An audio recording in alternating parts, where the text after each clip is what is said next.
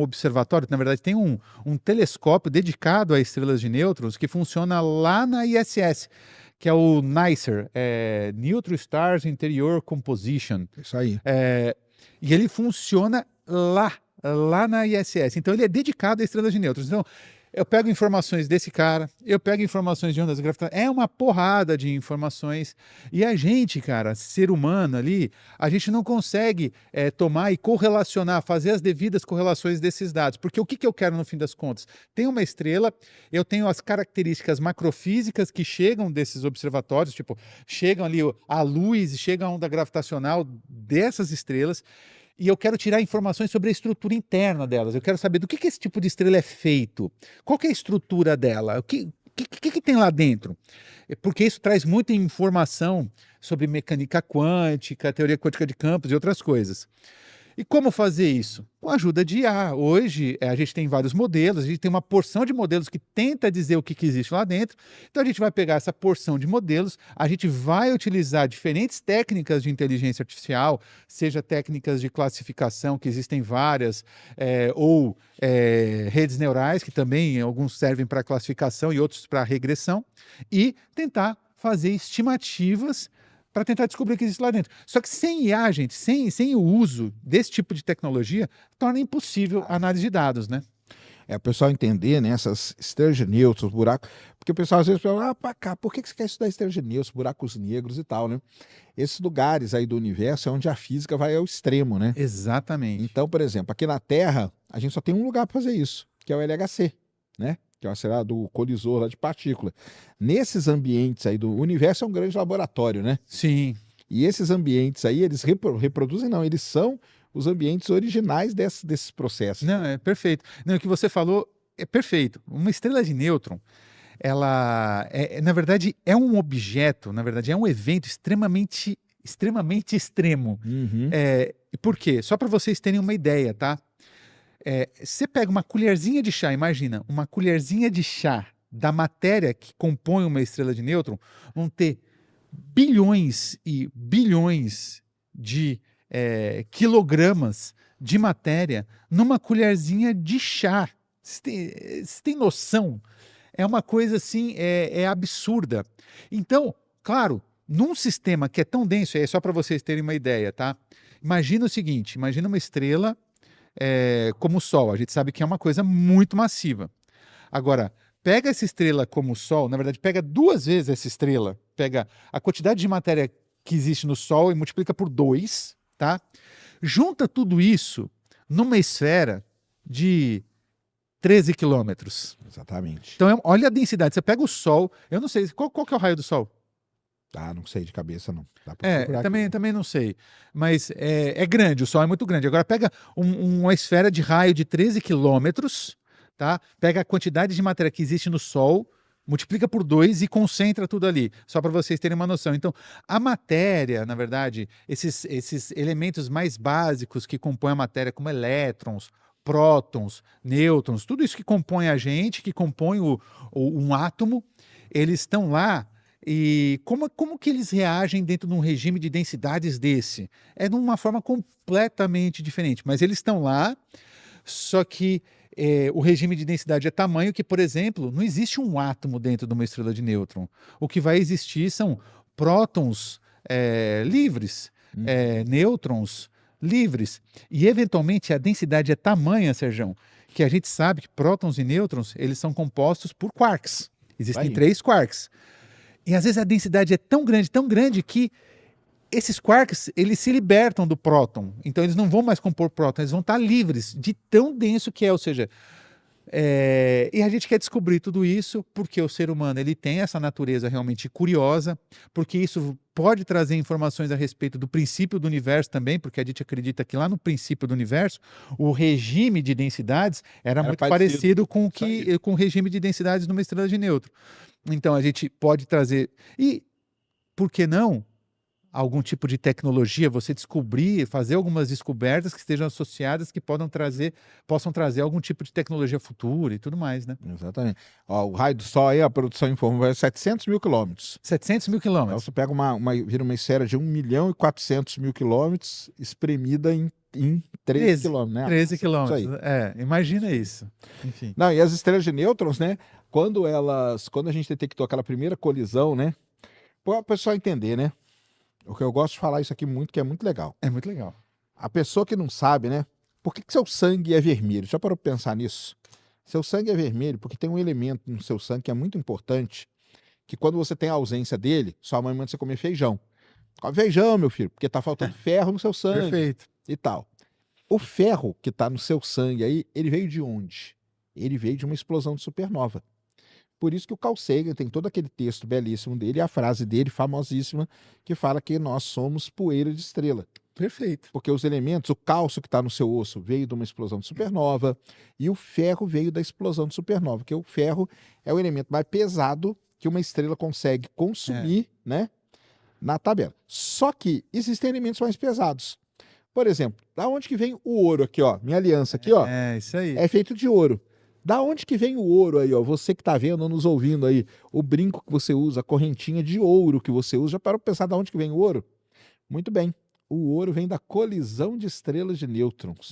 Que esse é um evento conhecido como quilonova. Quilonova. E a primeira vez que nós descobrimos um foi em 2017, né? Foi em 2017. Pela onda gravitacional. E olha que interessante está acontecendo hoje neste programa.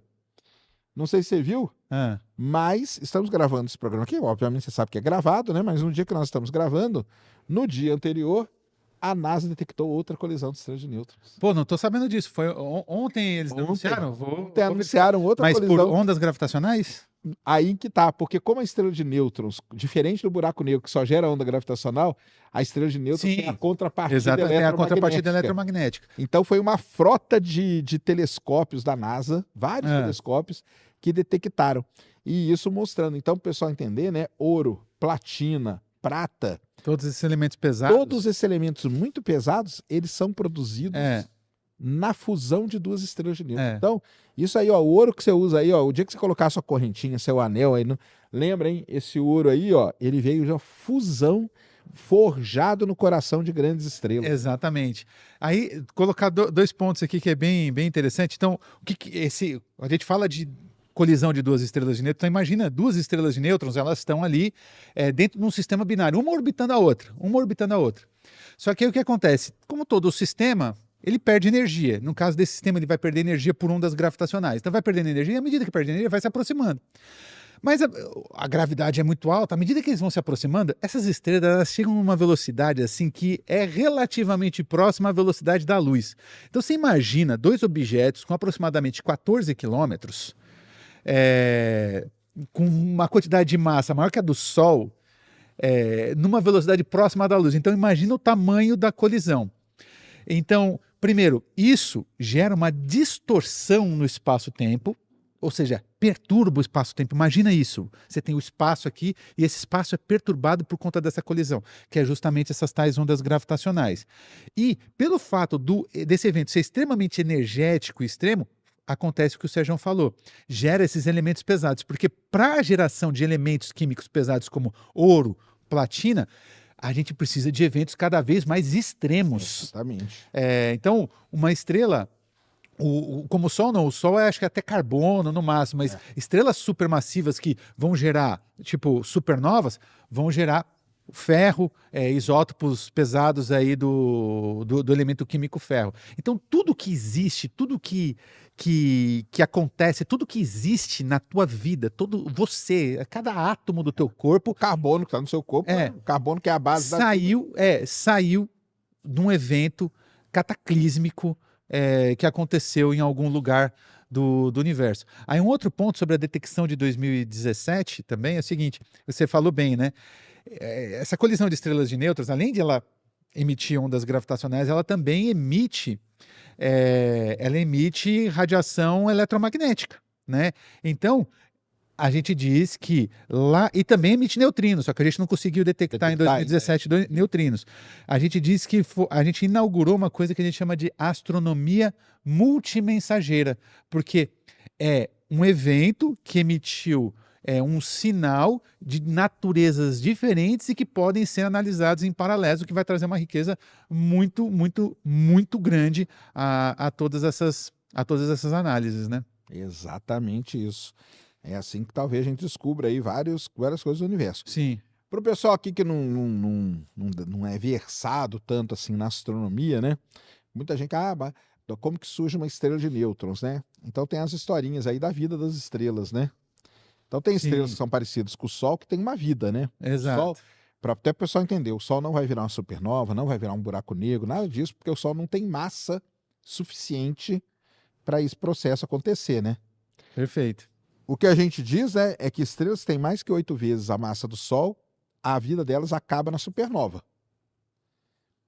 E aí, só que a estrela não explode inteira, sobra um caroço dela lá. Perfeito. E esse caroço, ele pode virar ou um buraco negro Ou uma estrela de nêutrons, dependendo da massa da estrela. Exatamente. Então, a estrela de nêutrons, ela surge daí. E aí você tem outros tipos também, tem a tal da... Aí tem várias estrelas de nêutrons, ainda abre um leque ali, né? Sim. Porque tem os pulsares, né, que é um tipo de estrela de Sim, nêutrons. você tem pulsares, que é um tipo de estrela de nêutrons. Tem aquelas magnetars, né? Você tem magnetares, que são eventos completamente estranhos ainda, a gente não consegue entender lá tão bem. Mas também são estrelas de nêutrons, mas muito intensas, Muito né? intenso, com um campo magnético muito intenso. Muito intenso. Então, por isso que é importante a gente estudar tudo isso, porque os elementos químicos e tudo, a vida e tudo mais, vem daí. Então, quando o pessoal estuda, é legal. E tá aí, então, a NASA acabou de detectar Que bom saber. Vou pesquisar isso. uma nova fusão, né, colisão Colisão. de duas estrelas de nêutrons. Mais ouro. Mais Mais ouro aí, ouro pessoal. aí pro universo, mais ouro pro mais ouro pro universo, mais ouro e platina pro universo aí. E o que detectou, na verdade, foi uma GRB, que é uma explosão de raios gama. Sim, emite raios gama. É. Porque quando acontece esses processos, né, emite radiação de do que tipo, tá, pessoal? Então, só que para você ver, você tem que ter um observatório específico para aquilo, né? Exato, exato. Eu vou dar uma procurada, porque eu acho que vamos ver se o pessoal de ondas gravitacionais aí não anunciou isso, porque hoje já existem alguns detectores de ondas gravitacionais espalhados pelo mundo. Existe o LIGO, né, que fica nos Estados Unidos, que é um par de detectores interferométricos, é laser, são os detectores tipo laser, assim.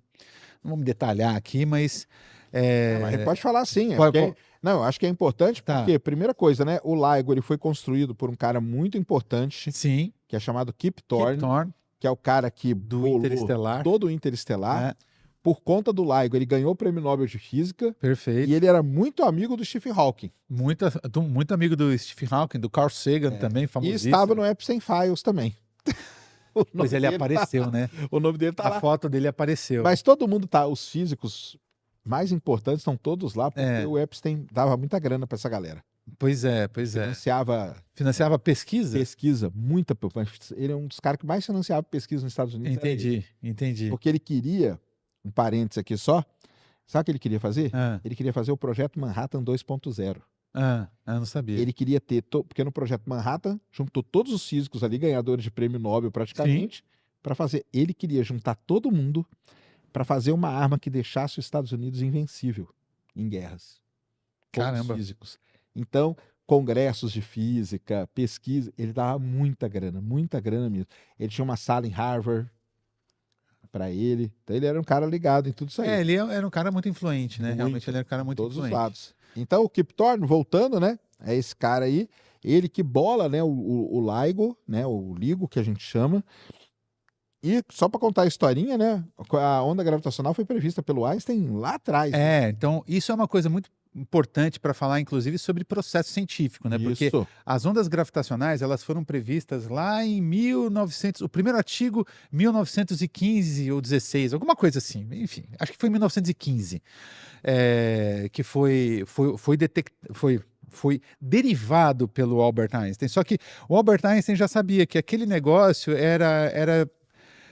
era impossível de ser detectado, pelo menos com as tecnologias que ele tinha, a gente tinha naquela época. Então é uma coisa que ficou um pouco de lado. Ali.